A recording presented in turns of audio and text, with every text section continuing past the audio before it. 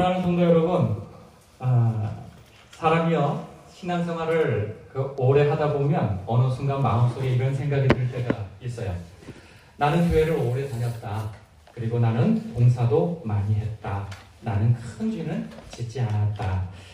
그래서 마음속에 은근히 확신이 생기곤 하죠. 나는 괜찮다라고 하는 거예요. 하나님 앞에 괜찮고 사람 앞에 괜찮다.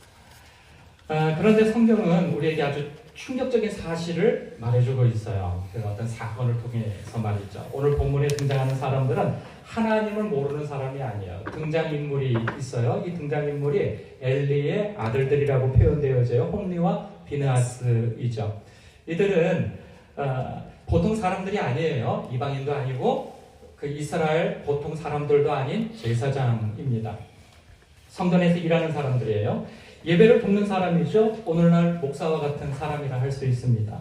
그런데 성경은 이렇게 말합니다. 12절에 보니까 엘리의 아들들은 행실이 나빠 여호와를 알지 못하였다. 이렇게 그들에 대해서 평가를 하고 있습니다.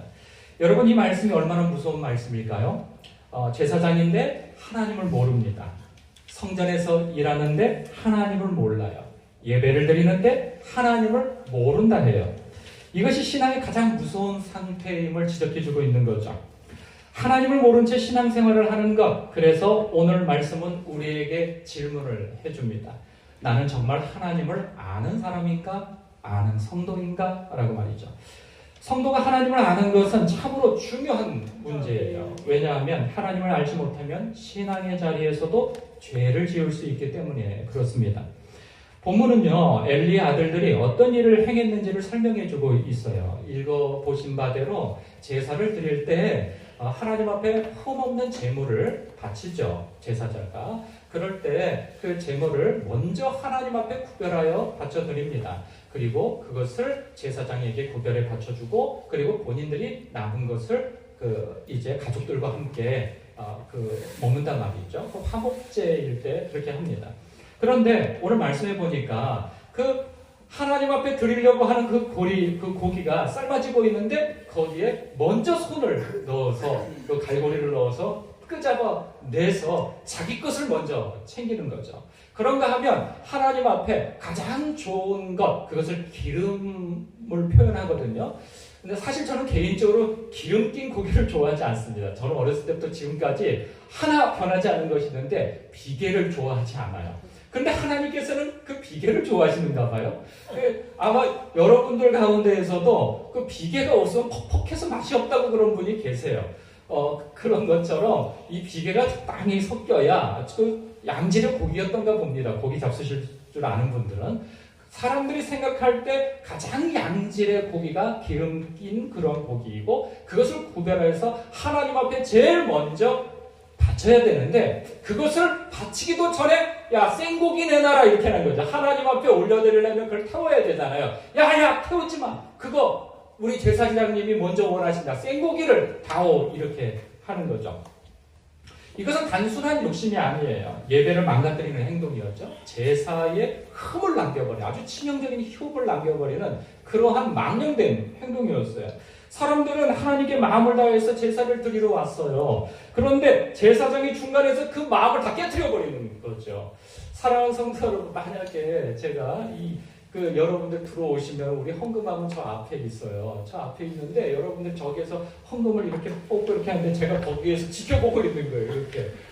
아니면 제가 하기 좀 뭐하니까 우리 전도사님을 이렇게 좀 시켜가지고 거기 쳐다보고 계시다가 좀 두툼한 봉투가 있거든. 먼저 얘기해서 이거 어차피 다 하나님께 바쳐드리는 거고, 그리고 하나님과 가장 가까운 분이 목사님이시니 목사님께 먼저 구별을 해드리고 그리고 바쳐라. 어차피 11조 그거 다 목사님께 가는 거 아니냐. 그러니까 여기에서 드리기 위해 앞서서 여기서 먼저 달라고. 이거 말도 안 되는 행동이죠. 여러분들이 헌금을 다 했어요. 여기서 이렇게 딱 헌금함에 이렇게 해서 기도를 하는데, 여기에서 이렇게 기도 이름하고 호명하고 기도하는데 이거 만져보니까 두툼해. 그러면 여기서 이렇게 하고 있다면 이거 충격적인 일 아니겠습니까? 충격적이에요. 그러니까 우리가 생각할 때 충격적인데, 지금 제사를 지내는 때에 그때에는요, 이러한 짓을 하면은 소위 말하는 급사를 맞아 죽었단 말이에요. 그런데 하나님 앞에서 드리는 그 제사를 겁도 없이 중간에 사람들이 하나님 앞에 마음을 다해서 제사를 드리고 있는 그 광경에서 먼저 자기 것을 먼저 챙기고 있는 거예요. 자기의 욕심과 욕망과 그리고 자기의 그러한 영광을 먼저 취하는 그런 망령된 짓을 하고 있는 거예요. 제사장이라면 그럴 수 없는 것이죠.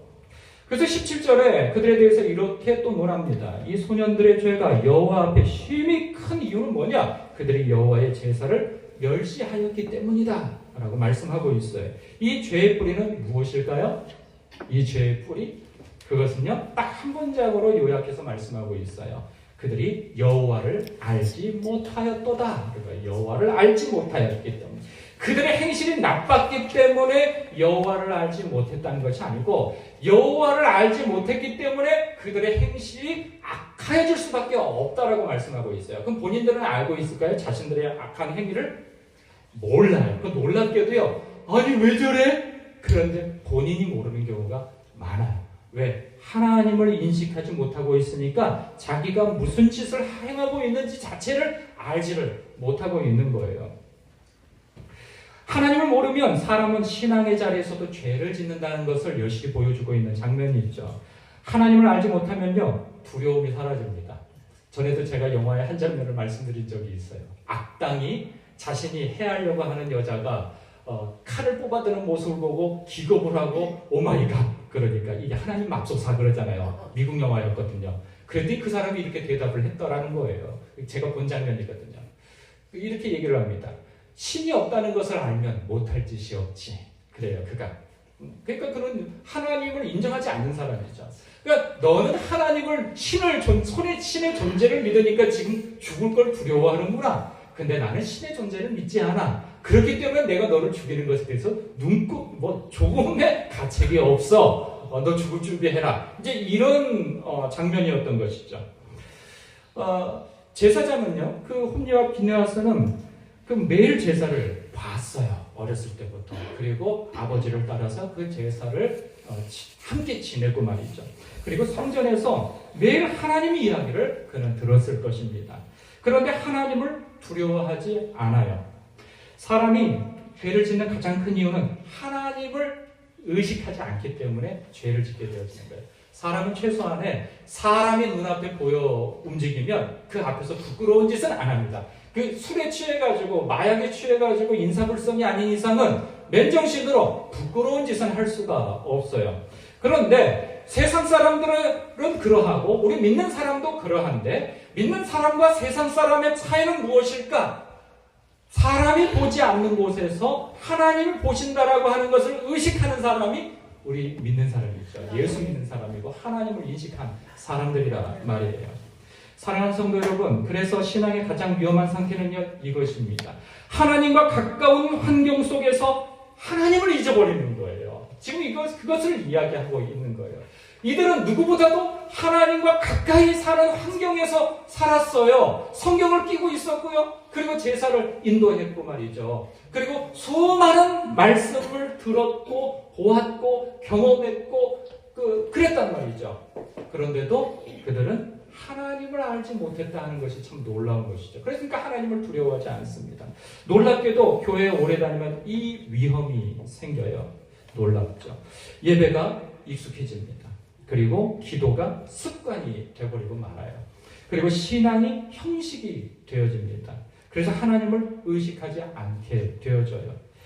이 본문을 묵상하면서 저는 제 자신이 먼저 두려움을 느꼈어요. 왜냐하면 이 말씀은 목회자에게 먼저 주시는 경고이기 때문이에요. 사실 우리 교회 성도님들은요, 다 내가 그런데 여러분 다 그래요. 한두 번 빼놓고선 다 목사님들에게 상처를 받는 전력이 다 있으셨어요. 그래가지고 다 목사님이 내 얘기를 듣고 저 말씀하시면 그래요. 여러분 한 사람이 아니라 다 그래요. 여러분들 다 저에게 말씀하시잖아요. 그러니까 저는 다 알고 있잖아요. 그러니까 보면 다 공통점이 무엇이냐? 목사님들에게 다 이렇게 실망을 크게 느끼셨던 거죠. 목사님이 돈 욕심을 지나치게 부린 것 때문에 교회가 큰 갈등에 휩싸이게 되어지고, 그리고 목사님이 교회 재정을 자기 돈처럼 유용하고 사용한 것 때문에 또 갈등을 일고 그것을 또 보고 또 더 깜짝 놀랄 만한 일들은 목사님이 그 성도들의 돈을 빌리든지 아니면 뭘 계약을 같이 했는데 그걸 나중에 혼자서 입을 싹 닫고 그냥 안 갚아버리던가 혼자 다 독식을 해버린다든가 아니면 그냥 야만도주를 해버린다든가 이런 일들에 대한 이야기를 들을 때 제가 정말 제가 들으면서도 부끄러워져요. 어찌 그런 일이 있었을까 정말 답답하게 이를 데 없는 것이죠. 그런 모습들을 볼 때 또 그런 모습만 있는 게 아니에요. 저도 이제 목사님들하고 이제 교제를 하다 보면 교계에서 일어나는 일들을 많이 듣고 보고 그렇게 되어집니다. 그러면 정말 깜짝 놀랄 일들이 곳곳에서 일어나요. 근데 이것이 뭐 비밀로 한다고 덮어지는 이야기인가 여러분들도 이미 다 알고 있는 얘기인데 뭐 뉴스에서나 유튜브에서나 혹은 아름아름 다 이렇게 믿는 사람들과 이야기를 하다 보면 교회 목사님들의 어떤 비행 이러한 행실들이 다 드러난단 말이에요. 이건 돈 문제뿐만 아니라 인격의 문제와 그리고 여기서는 조금 더 읽어보면요. 우리가 오늘 읽지는 않았지만 주중에 읽어봤잖아요. 그 내용 속에서는 성전의 여인들과 희롱하고 겁탈을 하고 동침을 하는 그러한 장면까지도 나온단 말이에요. 제사장이 어떤 사람들이에요? 이미 결혼한 사람들이에요. 제사장들은. 총각들이 제사장 하는 게 아니에요. 그런데 이미 가정이 있는 제사장임에도 불구하고 이러한 성전 안에서 이러한 행각을 벌인다는 것은 참 놀라움을 금할 수 없는 하나님을 두려워하지 아니하니까 이런 일들이 생겨나는 거예요. 그런 이야기를 들을 때 저도 그런 두려움이 일어나는 거죠. 나도 넘어지면 어떡하지? 이런 생각이 드는 거예요. 왜? 그분들도 처음부터 넘어질 생각을 갖고 있지 않았어요. 처음부터 욕심부리지 않았어요. 저만큼의 어떤 연륜이 있을 때에는 정말 열정과 순수함과 정직함으로 하나님 앞에 충성다에게 그들도 열심을 냈단 말이죠. 그런데 어느 한순간 이게 노년에 이르고 그리고 어떤 노후 대책을 생각하고 뭐 여러 가지 환경 속에서 욕심이 생겨나고 욕심이 잉태한 즉 죄를 낳고 죄가 장성한 즉 사망에 이르는 자리까지도 가게 되는 거예요. 그분들이 그걸 모를까요? 전에는 알았을 거예요. 그런데 그 나이와 연세와 위치에 가니까 망각을 해버리는 거예요. 자기 문제가 되어졌을 때에는. 젊었을 때에는 손가락질 했던 사람들이 그 자리에 서니까 오히려 그걸 합리화하고 그냥 이럴 수도 있지 라고 하며 그 모든 것들을 행할 때 도대체 이런 일들이 어찌 일어날 수 있단 말인가. 저도 두려워요. 그런데 이럴 수도 있죠. 저는 절대 그런 일이 없습니다. 그런 말을 못 하겠어요. 사람이 누가 자기 자신을 자신합니까? 저는 그런 사람을 더 무서워해요. 왜? 이런 사람들은 주변 사람들을 힘들게 해요. 넘어진 사람들 대부분의 그 징조가 뭔지 아십니까? 돈 가지고 넘어진 사람은 돈 가지고 사람들을 판단을 해요. 뭐 어떤 목사가 어떻고, 뭐 어떤 누가 어떻고, 뭐 세상에 뭐 기업가들이 어떻고, 근데 이상하게 그거 가지고 넘어져요. 나중에 여러분 그 어떤 음란한 일들도 막 성토하고 판단하고 정죄하고 막 이렇게 까발리고 막. 근데 뒤에 뒷구멍에서는 이상한 짓을 하는 사람들 그런 사람들이 대부분이에요. 그리고 꼭 그런 문제로 넘어진단 말이에요. 누가 그걸 자신하냔 말이에요. 저는 그래서 물론 여러분들에게 안심시켜주기 위해서 저는 그러지 않도록 하겠습니다 라고 얘기를 하죠. 그러면서 저는 중요한 장치가 무엇이냐, 하나님을 두려워하지 않으면 사람 앞에 그것을 공언을 한들 그게 다 무슨 소용이 있냐 말이에요. 하나님을 의식하지 아니하고 하나님의 임재 의식이 없으면 이내 사람은 두려움을 망각하게 죄송합니다. 이게 왜 망각하게 되어져 버린단 말이죠. 사랑하는 성도 여러분, 그런데 여기에서 좀 한 단계 좀 넘어서서 여러분들에게 접근하고 싶습니다. 지금 여기에서 보면은 제사장들에 대한 이야기잖아요. 그러면 이내 그 말씀을 읽으면서 그렇지, 막 머릿속에서 과거에 이렇게 행각을 벌렸던 목사님들의 얘기가 막 일어나고 또 그렇지 그렇게 왜 그랬을까 하면서 막 그래 그런 생각이 일어나고 그런단 말이죠. 그런데 오늘 말씀은 목회자들에게만 적용되어지는 말씀이 아니라는 것을 말씀드리고 싶습니다. 여기에서요 제사장에 대한 언급, 오늘날은 제사장이 누굴까요? 여러분은 다 알고 계세요. 제사장은 아이고 교회 목사님이시죠. 레위 지파시죠. 잘못 알고 계신 겁니다. 예, 베드로전서 2장 9절에서는 뭐라고 말씀하십니까? 너희는 왕같은 제사장이라. 목회자들을 향하여서 하신 말씀이 아니에요. 성도들을 향하여서 너희는 왕같은 제사장이라 이리 말씀하고 있어요. 저와 여러분의 신분은 모두가 다 제사장이에요. 하나님 앞에. 제사장의 역할이 무엇입니까? 예, 다른 사람이 하나님 앞에 예배를 드리려고 할 때 그 예배를 돕는 주선자예요. 돕는 사람이라, 섬기는 사람이라 말이죠. 그렇기 때문에 오늘 말씀 속에서의 핵심은 무엇이냐? 하나님의 영광을 가로채는 것이고 하나님의 것보다 내 것을 먼저 챙기는 그 행태인 거예요. 목회자가 그 마음 품게 되어지면 넘어지는 것이고 여러분 교회에 갈등이 일어나고 큰 분란이 일어나고 여러분들이 시험을 당하게 되어지는 거죠. 제가 그렇게 넘어져 버리면 여러분들은 저를 바라보며 큰 실망을 하고 교회를 떠나게 되어질 거고 심지어는 어떤 분은 신앙을 떠나는 일까지도 생겨나게 될 것입니다. 마찬가지로 여러분들도 마찬가지예요. 여러분들은 다 저를 바라볼 수밖에 없어요. 왜? 교회 목회자이고 우리의 신앙의 한 모델이고 그리고 주님과 그런 어떤 가까운 위치에서 여러분들을 하나님 앞에 예배자로 인도하고 여러분의 영혼을 잘 목양해서 하나님께로 쏙쏙 올려보내드리는 중간에 그 실족하는 이 없이 다 올려드리는 역할을 제가 하고 있는데 제가 넘어져 버리면 여러분들은 도대체 그냥 망연자실하게 되어지는 것이죠. 근데 저만 그런 것이 아니라 여러분들도 마찬가지입니다. 여러분들도 다 교회 안에서는 직분자들이고 그렇죠? 그렇다면 다른 사람이 다 여러분이 저를 바라보시는 것처럼 서로가 서로를 바라보게 되어져 있다는 것이죠. 여러분의 인격과 태도와 표정과 선택 이런 일상의 그런 신앙생활 속에서 행하는 그 모든 일들을 안 보려고 해도 안 볼 수가 없어요.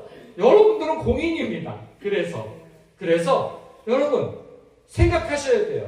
나의 그런 작은 말투와 행동과 습관이 다른 사람에게도 전달이 되어져서 하나님 앞에 범죄하게 하는 여기서 얘기하는 것처럼 그들이 여호와의 제사를 멸시하였더라. 왜 여호와의 제사를 멸시합니까? 하나님 앞에 마음을 다해서 제사를 드리려고 하는 성도들의 마음을 그냥 넘어뜨려버리는 행식을 했기 때문에 그런 것이죠. 그런 것처럼 저도 마찬가지이고 여러분들도 잠재적 그러한 제사장으로서의 사람들이 예배를 마음과 뜻과 다해서 드리려고 하는 그 찰나에 여러분들이 그 마음을 상하게 해버릴 수도 있다 하는 거예요. 그래서 사랑하는 성도 여러분, 저는 설령 그런 일이 없습니다. 집에서 아내와 다투고 나왔을지언정 교회에 들어와서는 스마일 어서 오세요. 반갑습니다. 아이고 옷이 이렇게 이쁘세요. 아마 그 집안에서 그런 일이 있다가 우리 아이들이나 아내가 왔습니다. 저 인간은 집안에서는 저랬더니 그것도 능력이에요. 네? 아니 안에서는 그렇다 할지라도 교회에 와서 목사가 아니 집안에 있는 일들을 여기까지 끌고 와서는 안 될 거 아니겠어요. 그래서 와서는 사람이 우리 가족이 볼 때는 이중인격자처럼 보일 수도 있겠으나 그러나 뭐 어쩌겠습니까? 그래도 여기서는 목사가 여기서 인상 팍 쓰고 있고 그냥 그러고 있으면 안 되잖아요. 만약 그런 일이 있으면 저는 아래서부터 영적 싸움이 엄청 일어납니다. 그냥 막 여기 올라오기 이전까지요. 막 여기 난장판이 막 일어나요. 그러고 난 다음에 나름 정리를 딱 하고 그리고 난 다음에 이제 올라오죠. 근데 그것도 쉽지 않으면 일단 화해를 합니다. 화해를 하고 그리고 난 다음에 이제 올라오게 되어지죠. 사랑하는 성도 여러분 그렇습니다. 여러분들이 교회에 딱 들어올 때 나 건들지 마. 딱 이런 표정으로 들어오면요. 이거 사람들이요. 그냥 얼음이 되어져요. 인사를 할 때도 이렇게 인사를 했는데 보충만척하고 나 그럴 기분이 아니야. 이런 식으로 대하게 되어진다면 나는 그냥 내 자신을 지키려고 한 것뿐인데 이것이 오해가 되어져서 상대방으로 하여금 예배를 드리는 마음을 넘어뜨려 버릴 수도 있는 이건 너무나도 사소한 이야기를 한 것뿐입니다. 뿐만 아니라 여러분은 잠재적 예배자가 바깥에 다 있어요. 우리의 삶 속에서. 그렇기 때문에 그들은 저는 직분자가 아니라서 저는 괜찮나요? 아니에요. 모든 성도는 너희는 세상의 빛이라 라고 주님께서 말씀하셨어요. 그래서 세상에 있는 사람들은요, 여러분들이 아무리 감추려고 해도 저 사람 예수 믿는 사람이야 다 알고 있어요. 다 알고 있어요. 저분 교회 장로님이시래, 저분 권사님이시래, 저분 집사님이시래, 저분 교회 다니신데 다 알고 있어요. 나만 몰라요. 나만 숨기고 있으려고 그랬지. 이미 다 알고 있어요. 정보를. 그래서 나의 말투, 선택, 그리고 돈 관계, 사람들과의 관계 속에서 나의 언행, 행실, 이 모든 것들이요. 마치 이 엘리의 제사장, 그 아들들의 제사장들처럼 그런 하나님을 인식하지 않고 두려움이 없다면 그 사람들에게 함부로 행할 수 있게 되어지는 거예요. 내 욕심 차리는 거죠. 먼저 내가 왜 손해봐야 돼? 내가 왜 저 사람한테 참아야 돼? 내가 왜 이렇게 해야 돼? 내가 자꾸 내가 되는 거예요. 그런데 하나님을 두려워하고 하나님의 임재의식이 있는 사람은 주님 때문에 손해봐요. 그게 감정이 됐든 때로는 물질이 되었던 자존심도 마찬가지죠. 주님 때문에. 왜 그게 가능해요? 주님이 날 위해 자존심 내려놓으셨고, 날 위해 보좌를 내려놓으셨고, 날 위해 생명까지도 내려놓으셨기 때문에 순간 나도 화날 수 있어요. 그래서 심지어는 나도 버럭하고 나도 내 거 챙기고 막 이럴 수 있어요. 그러나 뒤돌아서서는 아는 사람이죠.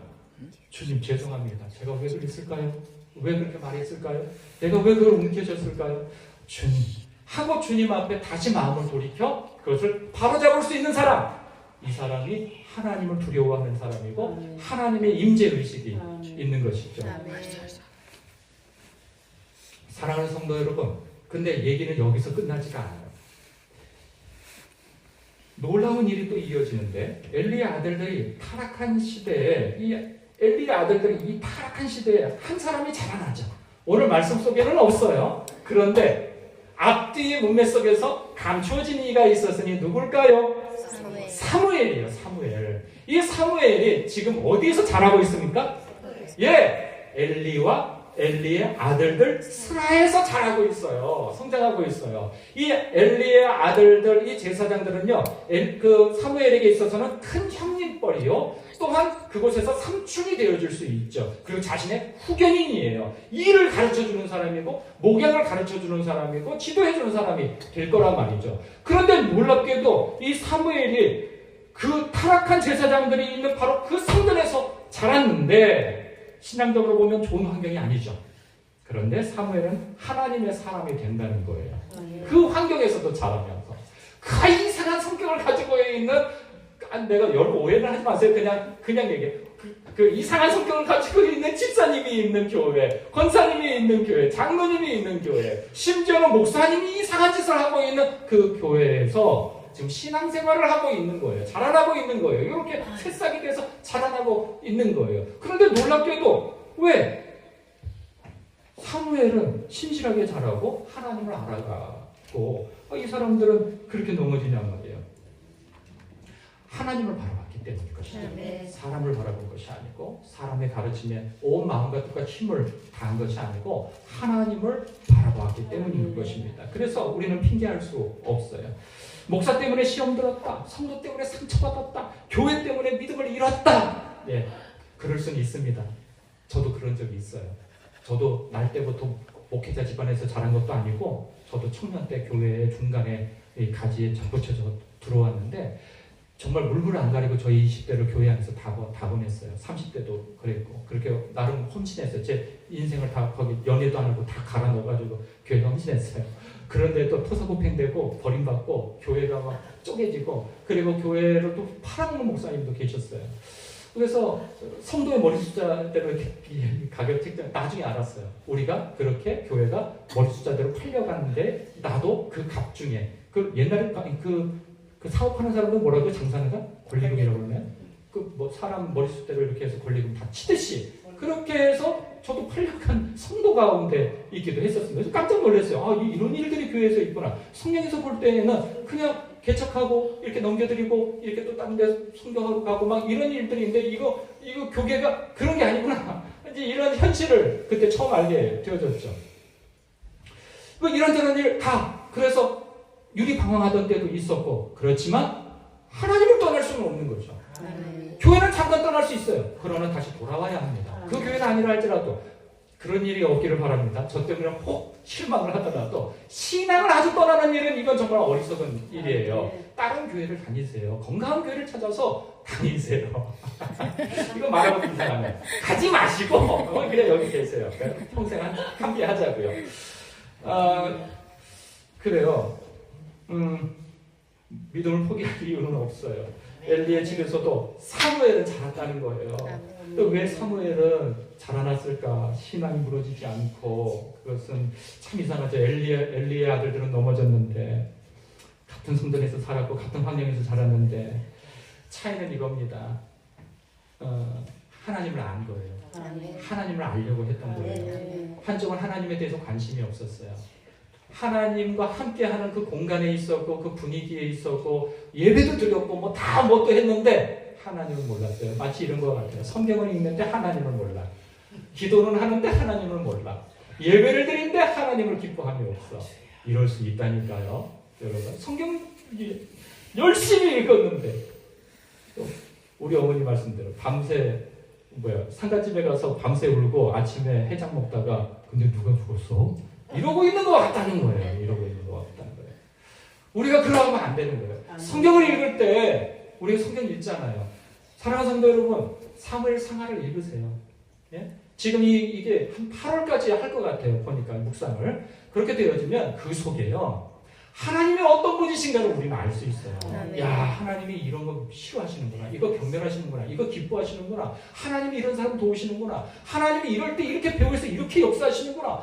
그리고 사람의 군상들이요. 야, 자기 밥그릇 챙기려고 하는 사람은 이게 처음에 뭐 되는 것 같은데 나중에 이렇게 자빠지는구나. 그런데 하나님을 의지하면서 유리망망하면서 그냥 어느 때까지니까 하소연했던 자가 한 거 아무것도 없는데 하나님 앞에 그거밖에 한 거 없고 자기 살아남으려고 애쓴 거밖에 없는데 하나님께서 다 설거지 해가지고 밥상 딱 차려가지고 야, 다 네 거다. 뭐 이런 상황도 벌어지고요.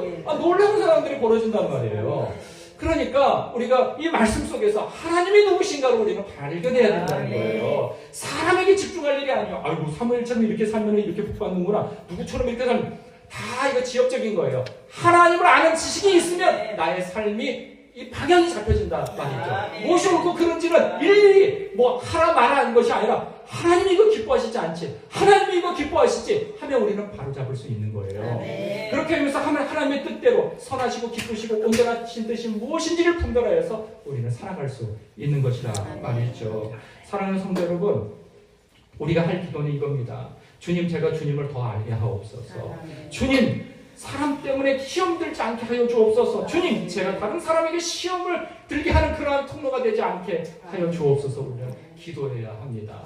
우리 기도하면서도 맨날 뭘 달라고 이렇게 하다 보면요, 그냥 하나님은 온데간데 없고 내 문제와 내 욕구만 남아버릴 수가 있어요. 기도 많이 하는데 하나님 모를 수도 있다니까요. 우리는 그런 함정에 빠지면 안 돼요. 말씀도 마찬가지고 기도하면서도 하나님의 음성을 들으려고 해야 돼요. 하나님의 음성을.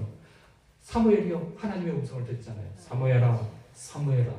그때 세 번째 이르러서 엘리가 가르쳐준 대사가 있죠. 하나님이 부르시거든 이렇게 대답하고, 여호와여 말씀하옵소서. 주의 종이 여기 있나이다. 예, 우리가 주님 앞에 기도할 때이든지 말씀을 읽을 때이든지 주여 말씀하옵소서. 주의 종이 주님의 사람이 여기 있습니다 라고 하는 태도로 들으려고 하고, 들었으면 작은 것이라도 순종하려고 할 때 그렇게 순종하면 주님의 음성이 또 들려요. 그리고 그렇게 주님의 음성을 또 순종하면 주님의 음성이 또 들려요. 그리고 순종하는 것이 부담이 되지 않냐고 재미나요. 야, 주님이 이렇게 나에게 또 말씀하시는구나. 이것도 행하니까 주님께서 기뻐하시는구나. 그리고 또 역사하시는구나. 이러한 속에서 우리의 신앙이 아주 버라이어티하고 흥미진진해진단 말이죠. 이러한 신앙이 저와 여러분에게 계속되길 주님의 이름으로 축복합니다. 여기 조금 더 있는데 여기서 더 나갔다가는 부족한 건 다음 주 이 시간에 기도하겠습니다.